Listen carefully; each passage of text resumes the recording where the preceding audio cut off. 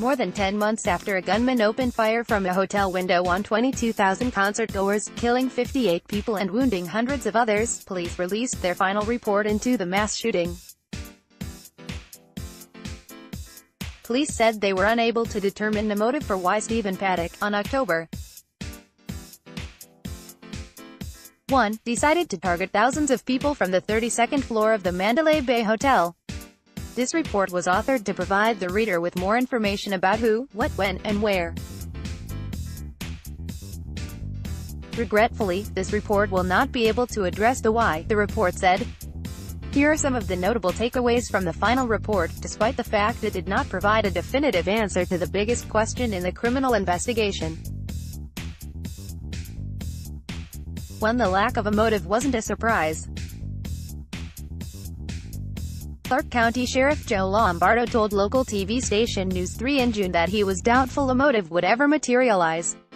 At this point, it's no, he said. I don't see anything in the near future that would change my statement. In a news conference today, the sheriff did call Paddock an unremarkable man, whose movements leading up to the shooting didn't raise suspicion. Video by PBS NewsHour. The chief also said the gunman had signs of a troubled mind, but no troubling behavior that would trigger a call to law enforcement, too. Although no motive was found, the report lists numerous indicators of intent.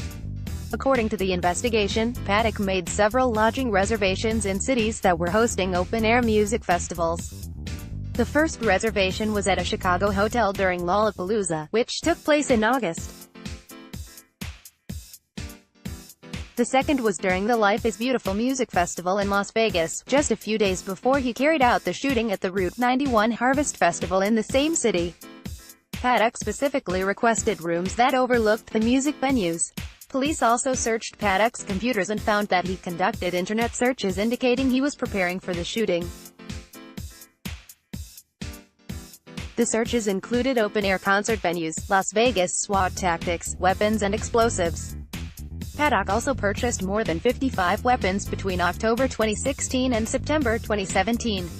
Most of the firearms he bought were rifles of various calibers. Watch: Las Vegas police release body cam footage from shooter's hotel room 3. There was no second gunman. No one else will be charged for the mass shooting, police said. That's because there were no DNA anomalies to indicate anyone other than Stephen Paddock was responsible, the report said. 4. No suicide note or manifesto was found.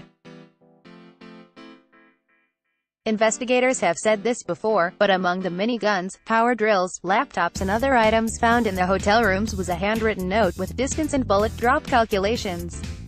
But no suicide note indicating motive for the shooting was ever found. Police also said there was no evidence of radicalization or ideology to support any theory that Paddock supported or followed any hate group or any domestic or foreign terrorist organization. This was stated before, in January's preliminary report. 5. Paddock's liquid wealth declined before the shooting. Authorities analyzed Paddock's finances and determined that he lost nearly 75% of his wealth in 2 years.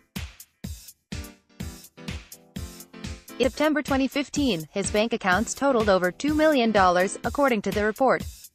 By contrast, that amount dropped to just over $500,000 in September 2017. More than $600,000 was paid to casinos, $170,000 was paid to credit card companies and $95,000 went to gun-related purchases, the report said. Lombardo told reporters today that Paddock's diminished wealth could have been a contributing factor in the shooting. 6. There are more personal details about Paddock, courtesy of his brothers. One brother, Eric, told investigators he last had contact with Paddock about 2 weeks before the shooting via text message. Here's also what Eric said. According to investigators, Eric believed Paddock may have conducted the attack because he had done everything in the world he wanted to do and was bored with everything. If so, Paddock would have planned the attack to kill a large amount of people because he would want to be known as having the largest casualty count. Paddock always wanted to be the best and known to everyone. Another brother, Bruce, said he hadn't spoken with Paddock for more than 10 years. Bruce also said he believed his brother was suffering from mental illness and was paranoid and delusional. The third brother, Patrick, said he had no contact with his brother for over the last 2 decades. 7. Was the shooting an act of terrorism? When asked if the shooting was terrorism, Lombardo told reporters that the act falls under the state's definition, but not the federal definition. He added, "I would personally call it a terrorist act. It had an influence on a certain demographic of people, and tended to cause harm to include injuries."